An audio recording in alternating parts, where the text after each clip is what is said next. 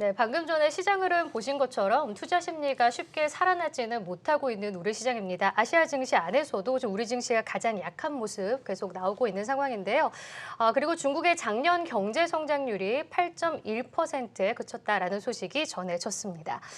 금리 인상과 LG 에너지 솔루션 이런 수급과 관련해서 우리 시장 계속 약세 흐름이 펼쳐지고 있는데 관련해서 영향들 한번 체크해 보도록 하겠습니다. 자본시장연구원 황세훈 연구위원 자리하셨습니다. 안녕하세요. 네, 안녕하세요. 반갑습니다. 안녕하십니까? 네. 네. 황 박사님, 네. 지금 중국이 작년 경제 성장률 8.1%, 우리 지금 손현정 앵커께서는 8.1%에 그쳤습니다라고 표현하셨는데 이 와중에 8.1%면 대단한 거 아닙니까? 작년 경제 성장률은 근데 일단은 이제 기저효과가 기저효과. 있다고 봐야 될 것 같고요. 그렇기 때문에 8.2%에 너무 큰 의미를 부여할 필요는 없다고 봅니다. 오히려 조금 조심해야 되는 것이 이게 계속해서 8.1%가 유지된다면 이건 대단히 큰 의미가 있는 것이겠지만 이것은 떨어질 올해 특히나 보면 올해는 6%를 유지하는 것이 과연 가능할까라는 그런 이제 의문까지 제기되고 있는 상황이잖아요. 물론 이제 6%까지 정도는 방어할 수 있지 않을까라는, 그리고 중국 정부에서도 6%대의 경제 성장률을 달성하겠다라는 의지를 내비치고는 있습니다만 이제 계속해서 8.1%보다는 오히려 6% 그리고 시간이 갈수록 5%대로 떨어질 가능성들이 높게 예상이 되고 있는 거잖아요. 따라서 이 부분에 조금 더 주목할 필요가 있다고 봅니다. 예, 그래요. 그리고 지금 우리 시장 상황 어떻게 보고 계십니까?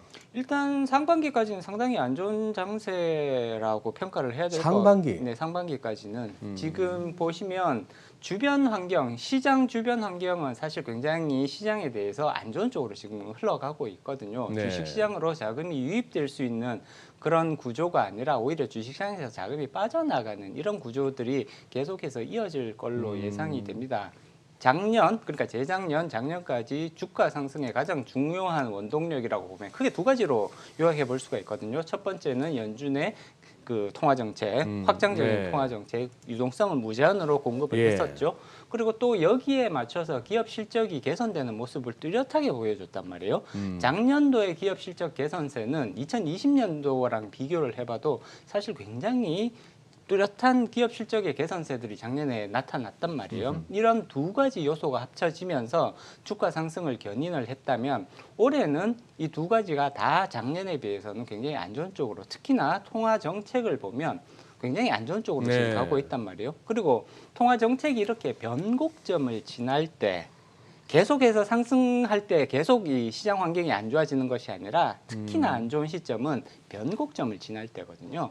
지금이 정확히 미국 연준의 통화 정책이 변곡점을 지나고 있다라고 평가를 해야 될 것 같고요. 이전에 확장적인 통화 정책에서 완전히 긴축으로 전환하고 있다. 그리고 문제는 이 긴축의 속도가 대단히 빠르다라는 거잖아요.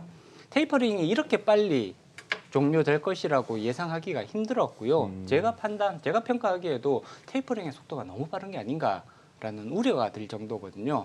그러면서 지금 3월 달에 기준금리 인상, 연준의 기준금리 인상까지도 지금 예상이 나오고 있단 말이에요. 이런 점들은 시장으로 유입되는 자금 규모를 급격하게 줄어들게 만들 수 있는 위험성을 가지고 있고요.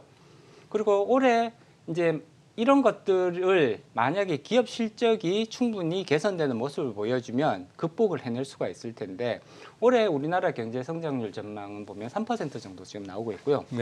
작년에 4%였잖아요. 올해 3%였기 때문에 올해의 경제 성장률 작년보다 떨어지는 건 불가피한 측면이 있고요. 이 얘기는 기업의 실적도 작년보다 살짝 정도 개선되는 수준에서 머무를 가능성들이 높다고 예상해 볼 수가 있습니다. 그렇다면 주식시장으로 들어오는 자금의 규모는 이미 줄어들기 시작을 했고요. 그리고 기업 실적도 작년처럼 그렇게 뚜렷한 개선세가 아니라 작년에 비해서는 살짝 개선되는 이런 모습을 보일 가능성들이 오히려 더 높단 말이에요. 그렇다면 상반기 중에는 특히나 통화 정책의 변경 효과가 시장에 집중적으로 반영되는 이 상반기 동안에는 주가가 뚜렷하게 상승 모멘텀을 찾기가 상당히 어렵지 않을까. 조금 길게 조정 기간이 이어질 가능성을 염두에 두실 필요가 있을 것 같습니다. 그리고 황 박사님, 지금 한은 이번에 이제 작년 2번, 이번 금통위까지 해서 3번 올려서 이제 1.25%인데 이게 또 평가가 또 좀 엇갈립니다. 예를 들어서 뭐 실제로 빚을 내서 뭐 주식을 하건 부동산을 하건 아니면 자영업자가 됐건 기업 하시는 분들은 지금 이런 상황 하에서 무슨 금리 인상이냐라는 평가가 있는 반면에 또 대부분의 또 학계에서는 이미 늦었다라고. 그렇죠. 지금 학계의 평가와 그다음에 이제 시장에서 내지는 네. 그 직접적으로 영업 전선에서 네, 그러니까. 이제 예. 활동을 하시는 분들과는 지금 확연한 시각 차이가 있죠. 이제 기업들 문제는 제가 보기에는 이 기업들 내지는 자영업을 하시는 분들 간에 굉장히 양극화가 심하기 때문에 오히려 이런 인식의 격차는 더 커지고 있는 것이 아닌가라고 봐야 될 것 같고요. 예. 대기업 그다음에 수출 중심의 기업들은 실적이 굉장히 좋고 현금 흐름도 활발하잖아요. 현금 유입도 그렇기 때문에 이 금리 인상에 대해서 오히려 필요한 시점이 된 것 같다라는 긍정적인 평가가 나오는데 소수란 말이에요. 이런 평가를 내릴 수 있는 기업들 내지는 네, 자영업자분들은 대다수의 자영업자분들은 여전히 어려움을 겪고 있는 것이 사실이고요. 그렇기 때문에 현재의 이러한 기준금리 인상은 너무 시기상조가 아니냐 이런 조금 상반된 의견들이 나올 수밖에 없는 상황이라고 봐야 될 것 같습니다. 근데 이제 네. 결국은 체감할 수 있는 경기 개선이 있느냐 없느냐의 차이가 금리 인상에 대한 평가를 극과 극으로 이렇게 양분화시키는 결과로 이어지고 있다고 봐야 될 것 같은데요. 학계의 의견은 대체적으로는 지금 유동성이 너무 많이 풀려 있고 인플레이션도 계속해서 상승 곡선을 그리고 있기 때문에 현재의 시점에서 이것을 잡아주지 않으면 더 큰 비용을 지불할 수도 있다라는 의견 쪽이 오히려 학계에서는 주류를 이루고 있다고 평가해 볼 수가 있습니다. 그렇기 때문에 학계에서는 계속 지속적으로 인플레이션을 적극적으로 대응하기 위해서 기준금리 인상이 필요하다라는 의견들이 지속적으로 나오고 있고요. 네. 반대로 자영업자 분들께서는 너무 어렵다. 아직도 너무 어렵다라는 이런 의견들이 나올 수밖에 없는 거죠. 미국의 긴축 얘기를 한번 해보면은 이제 연준에서 이제 최대 4회까지 4번까지 올릴 수도 있다라는 기조가 확산이 되는 것 같던데, 근데 또 주말 동안 나온 소식에 따르면 JP모건 회장 월가의 황제죠. 바로 제이미 다이먼은 올해 미국이 금리를 뭐 최대 7번까지도 올릴 수 있다라는 말을 했더라고요. 7번까지는 조금 너무 많은 것 같고요. 보통 네. 이제 금리를 하락할 때는 아주 큰 폭의 빅컷들이 나오거든요. 예를 들자면 이번 그 작년 2020년에 코로나 팬데믹이 발생했을 때 보통 연준의 금리 조정 폭은 0.25%잖아요. 네, 그렇죠. 그렇지만 이렇게 위기 상황이 되면 한꺼번에 1.25%를 내려버린 경험을 가지고 있습니다. 연준이 2020년 3월에 50bp, 100bp. 예, 이렇게 해서 1.25%를 한꺼번에 네, 그 내려버렸거든요. 네. 그렇지만 상승을 시킬 때는 보통 연준은 그렇게 급격하게 상승을 시키는 예를 들자면 한꺼번에 50 이렇게 0.5% 내지는 0.75% 이런 식으로 올리는 경우는 드물다고 봐야 될 것 같고요. 이번에도 그 정도의 지금도 사실은 충분히 빠른 속도라고 봐야 되는 거거든요. 테이퍼링은 지금 굉장히 그 1,200억 달러를 테이퍼를 그러니까 돈을 네, 풀고 네. 있다가 한 달에 지금 300억 달러씩 줄여버린 거잖아요. 이 속도도 사실은 굉장히 빠른 겁니다. 그리고 연준이 1년에 4회 정도 기준금리를 인상하는 것도 사실은 이거는 아주 빠른 속도로 기준금리를 인상한다는 인상한다고 평가할 수가 있거든요. 근데 여기에서 더 빠르게 7회를 한다고 하면 사실 3월부터는 그 이후에 있던 모든 FOMC에서 매번 기준금리를 0.25%씩 올려야 된다는 얘기거든요. 사실 이거는 지나치게 빠르다는 평가를 내리지 않을 수가 없고요. 연준 내부에서도 이 정도의 빠른 금리 인상에 대한 우려가 반드시 나올 가능성이 높다고 봅니다. 그래서 저는 개인적으로는 이제 3월에 테이퍼링이 종료가 되죠. 네. 그러고 나면 이제 3월 달에 그 FOMC가 열리거든요. 그러면 그때 이제 테이퍼링 종료가 이제 완전히 마무리가 되고 바로 기준금리 인상이 시작되지 않을까 이렇게 예상이 되고 이렇게 예상을 하고요. 그 다음에 6월 달, 9월 달, 12월 달에 각각 FOMC 회의가 열리거든요. 물론 네, 그 중간에도 예. 2번 더 열리지만 3월 달에 열리고 나서 그 다음에 6월 FOMC, 그 다음에 9월 FOMC, 그 다음에 12월 FOMC까지 해서 이제 올해 4번 정도의 기준금리 인상을 시도하지 않을까 일단은 이렇게 네. 예상을 하고 있습니다. 이전에 기준금리 연준이 이제 기준금리를 올리기도 하고 내리기도 하잖아요. 네. 그래서 제가 이제 그 연준이 기준금리를 올렸던 시기를 이제 쭉 한번 리뷰, 그러니까 네. 다시 한번 네. 복습을 해봤더니 보통 3개월 단위로 계속해서 0.25%씩 올리는 이 정도가 사실은 현재까지 관찰되었던 가장 빠른 기준금리 인상 속도였거든요. 그런 점을 감안을 하면 오히려 3, 6, 9, 12 정도의 스케줄로 올해 4번 정도의 기준금리 인상 정도를 우리가 예상을 하는 것이 합리적인 속도가 아닐까 이렇게 평가를 합니다. 지금 현정앵커 언급하셨던 그 제이미 다이먼 뭐 월가의 황제죠. 네. 그러니 그런 사람은 그렇게 해서 연봉값 하는지도 모르겠는데 금요일 날 뉴욕장이 다이먼 발언에 그 얘기 나오니까 7, 8에 올릴 수도 있다 했더니만 국채 수익률도 확 뛰어버리고 그렇죠. 달러도 뛰니 네네. 저 같으면 그러겠습니다. 컨퍼런스 콜에서 나 한 7, 8에 금리 올릴 수도 있겠다 얘기 나갈지도 모르는데 이러면 벌써 더 이상 얘기 안 해도 밑에 아래서 채권 트레이더들은 채권 숏 칠 거 아닙니까? 그렇습니다. 그것만 해도 아마 몇 달치는 나올걸요. 그리고 사실 이제 그렇게 되면 연준도 시장 금리의 상승 속도라든지 이런 것들을 감안을 해서 통화 정책을 결정을 한단 말이에요. 그러니까 이게 자기 예언적인 네. 그런 이제 효과를 가져갈 수도 있습니다. 네. LG 에너지 솔루션 얘기하기 전에 네네. 이 카카오 먹튀 방지안 이 참 이런 얘기가 나와야 되니 안타까운데 네. 사실 상당히 안타까운 현상이라고 예. 봐야 될 것 같고요. 이런 것들이 결국은 합쳐져서 사실 지금 카카오만 이런 거 그런 건 아닌데. 상황은 아닌 거잖아요. 다른 여러 유사건의 사건들이 지금 계속해서 발생해 왔는데 이런 것들이 결국은 한국 시장에 대한 그런 신뢰도를 굉장히 무너뜨릴 수 있는 요소로 작용할 수밖에 없는 것이고요. 네. 결국은 코리아 디스카운트의 굉장히 중요한 요소로 작용할 가능성은 있다고 봅니다. 예를 들어서 외국인 투자자의 관점에서 보면 경영진의 이러한 행동은 사실은 글로벌 스탠다드랑 비교를 하면 이건 굉장히 차이가 나는 행동이거든요. 글로벌 스탠다드에서 봤을 때는 예를 들자면 경영진이 자기가 보유하고 있는 회사의 주식을 매도를 하는 거 이거 자체는 허용이 되어 있거든요. 글로벌 스탠다드 기준에서 봤어도. 그렇지만 기본적으로 경영진의 이러한 매도 행위는 내부자 거래일 가능성을 배제하기가 어렵잖아요. 그럼요. 예. 모든 정보를 가지고 있는 사람이기 예. 때문에 그렇기 때문에 해외의 경우 글로벌 스탠다드의 경우는 이렇게 그러니까 그 경영 활동과 관련된 굉장히 자세한 정보를 가지고 있는 사람들이 자기가 가지고 있는 회사 주식을 매도하기 위해서는 사전에 매도 계획서를 제출할 것을 요구를 하거든요. 그래서 이 매도 계획서에 따라서 이 미리 준비된 계획된 방식에 의해서 매도가 이루어질 경우에는 이러한 사안에 대해서는 내부자 거래로 간주를 하지 않습니다. 그렇지만 그렇게 사전적으로 이렇게 계획을 준비를 해서 신고를 하고 그 계획에 따라서 매도 행위가 이루어지지 않을 경우에는 내부자 거래 위험성이 있기 때문에 여기에 대해서는 굉장히 각별하게 들여다보는 그런 이제 글로벌 스탠다드들이 이미 어느 정도는 확립되어 있다고 봐야 되는 거거든요.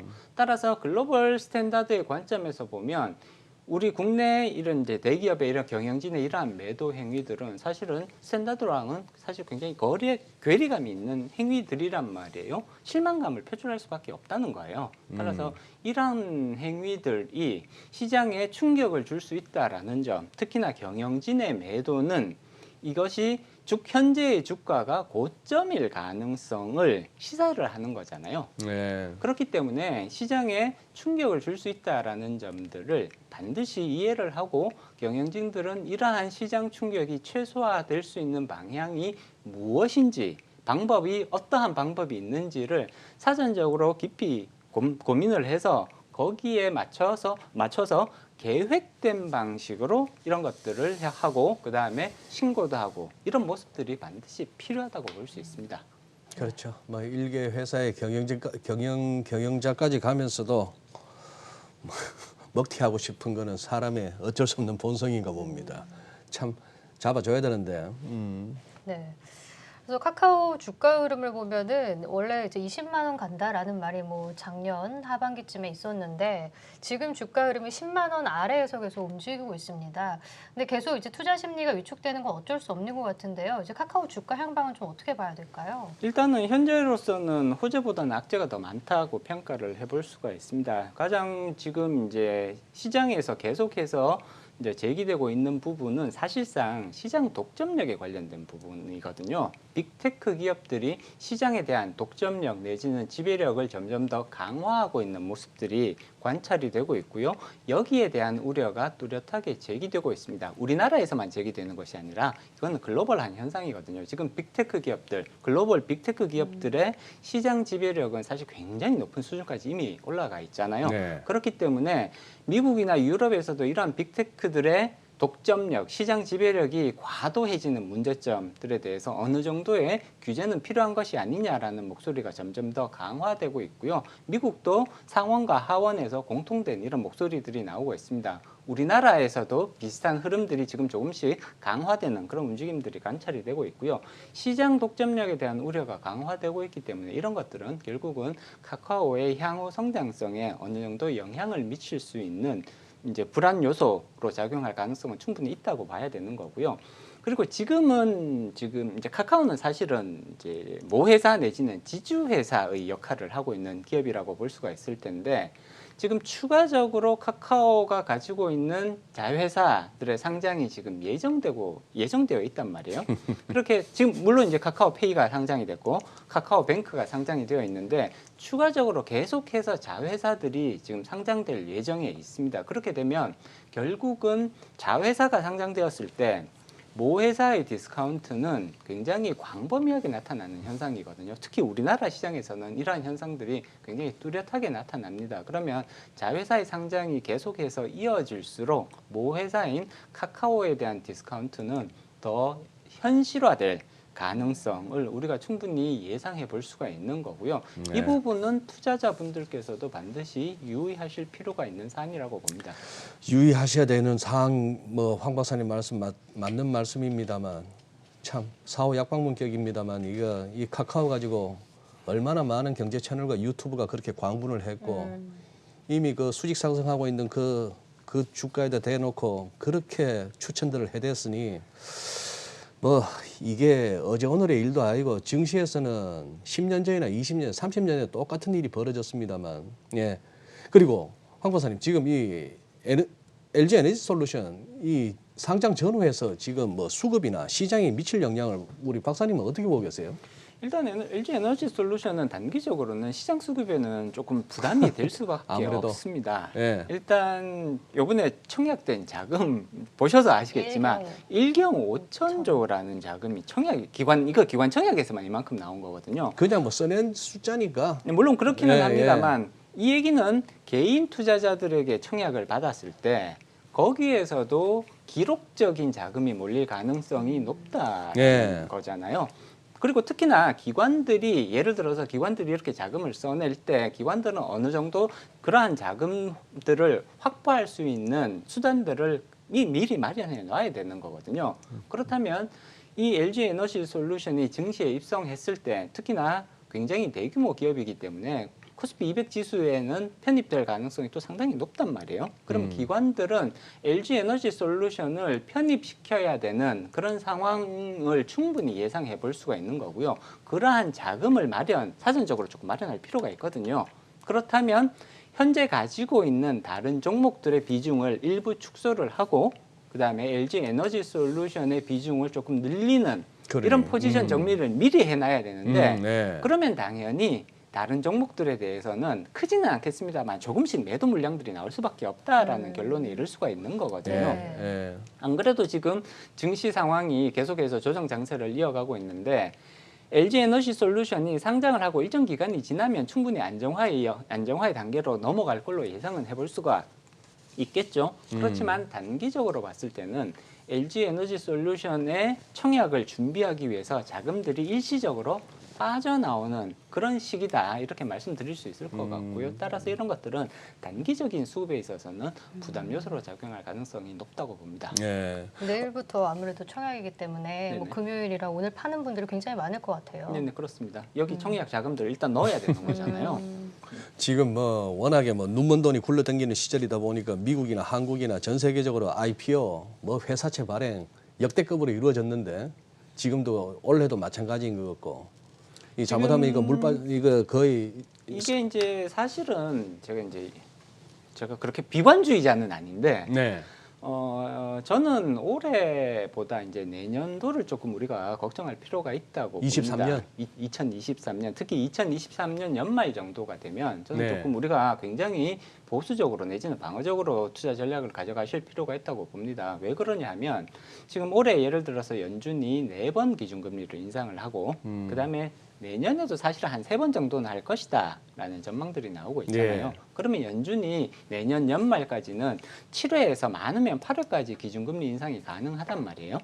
이렇게 되면 말씀하셨듯이 회사채 많이 발행해서 자금을 많이 끌어당겨 놓은 상태고요. 시장으로도 자금이 많이 유입됐는데 한 번 내지는 2번 정도 그리고 3번, 4번 정도의 기준금리 인상은 아마 자금을 차입한 쪽에서도 버텨낼 여력이 있는 거고요. 시장도 여기에 대해서는 충분히 내성을 버텨내는 힘이 예, 있을 겁니다. 예. 그렇지만 예를 들어서 기준금리가 한 2%, 8번 인상을 하게 되면 2% 인상이 되는 거잖아요. 기준금리가 한 2% 인상이 되고 그다음에 또 그러면 시장금리는 2% 이상 상승한다는 얘기거든요. 네. 3%에서 많으면 4% 상승한단 말이에요. 이런 상황이 되면 과연 낮은 금리 상태에서 엄청나게 자금을 끌어당겼던 기업이나 시장이 과연 이 정도의 금리 상승 압력을 버텨낼 수 있을 것이냐에 대해서는 굉장히 우리가 신중하게 판단을 내릴 필요성이 있다는 겁니다. 사실 2008년도에 글로벌 금융위기가 왔었죠. 네. 근데 그 이전에 연준이 기준금리를 올립니다. 여러 번. 사실은 그때는 지금보다 그 8번 정도가 아니라 훨씬 더 많이 올리거든요. 그랬더니 그 부채를 엄청나게 끌어당겼던 주체들이 그때는 누구였냐면 주로 개인들이었어요. 네. 주택담보대출을 통해서 부동산 거래를 했던 개인들. 엄청나게 자금을 끌어들였다가 결국은 상승하는 금리 압력을 이기지 못하고 서프라임 모기지가 시장이 붕괴가 되었죠. 그러면서 글로벌 금융위기가 왔던 거거든요. 사실 그 이전에도 연준은 기준금리를 여러 번 인상한 적이 있습니다. 언제냐 하면 2000년대 초반에 닷컴 버블이 있죠. 그랬죠. 닷컴 버블이 2000년대 초반에 무너지는데 무너지기 직전에 연준이 기준금리를 8회 인상을 합니다. 그 이전에 예. 다시 말해서 기준금리를 낮췄을 때 자금들을 왕창 끌어당기죠. 어디서? 닷컴들이 자금들을 왕창 끌어당기거든요. 그랬다가 기준금리를 올려버리니까 시장이 이걸 못 이기고 8번 기준금리를 인상을 했더니 무너져서 닷컴 버블 위기가 왔단 말이에요. 그렇기 때문에 연준이 기준금리를 인상을 하고 이게 7번, 8번 내지는 10번 근처에 가면 사실은 경제 주체들, 기업들, 가게들의 금리 그 압력이 버틸 수 없는 한계 상황까지 갈 가능성을 충분히 예상해 볼 수가 있는 거거든요. 그렇기 네. 때문에 올해 당장 그런 문제가 발생할 거라고 보지는 않습니다. 그렇지만 내년 연말 근처 또는 그 후내년 초반 정도가 되면 사실은 경제 주체들, 기업들과 가게들이 받는 금리 부담, 금리 압박은 상당한 수준까지 올라갈 가능성이 높다. 그리고 보통 그러한 시점에서 그 이전에 자금을 엄청나게 끌어당겼던 시장을 중심으로 해서 붕괴가 일어날 가능성이 높아지는 것이죠. 2023년은 뭐 아직 좀 먼 얘기고. 물론 그렇습니다. 조금은 좀 너무 급하게 예. 걱정하지 않으셔도 괜찮습니다. 그래요. 아직은 괜찮습니다. 황 박사님, 저 LG에너솔루션 이렇게 받으시면은 바로 당일날 터실 겁니까? 들고 가실 겁니까? 저는 일단은 LG 에너지 솔루션 IPO에 참여할 생각이 전혀 없습니다. 왜요? 일단 비정상적인 흐름이 그 가격 흐름이 나타날 가능성이 그러니까 아주 짧은 시간 동안 가능성은 충분하다고 저는 예상을 하거든요. 네. 그리고 기본적으로 받을 수 있는 공모주의 숫자가 너무 적습니다. 그렇죠. 사실 수익률로만 보면 굉장히 괜찮을 수가 있습니다만 이게 절대적인 수익 금액으로 보면 사실 큰 의미를 가지기는 조금 한계가 있지 않을까라는 생각이 많이 들거든요. 어쩌면 예, 말씀하신 그런 정도의 이벤트인데도 그들은 엄청난 돈을 갖다가 시장에서 끌어들일 수 있고 그렇습니다. 우리는 그 소소한 데서 당일날 팔까 다음날 팔까 들고 갈까 이런 한 가지 이제 조금 이제 첨언 드리고 싶은 부분은 이 보통 우리가 이제 공모주 그러면 기본적으로 따상을 기대하시는 분들이 너무 많거든요. 그렇지만 따상은 절대 흔히 자주 나타나는 현상이 되기는 어렵습니다.